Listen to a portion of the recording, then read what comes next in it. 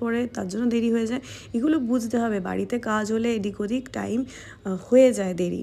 কিন্তু কিছু কিছু মানুষ সত্যিই বুঝতে চান না, যে যেরকম আমার এই দিনের লাস্ট ক্লায়েন্ট করেছিল, আমার এই ব্রাইডের পর যিনি আমার বুকিংয়ে ছিলেন তিনি আর কি আমার কাজটা ক্যান্সেল করে দেন।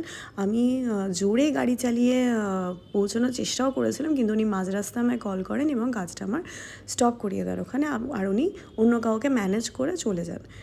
তো যাই হোক, আমাদের সাথে অনেক রকমই অনেক কিছু হয় কাজের মধ্যে, সেগুলো অনেক মেকআপ আর্টিস্ট শেয়ার করেন, অনেকে করেন না।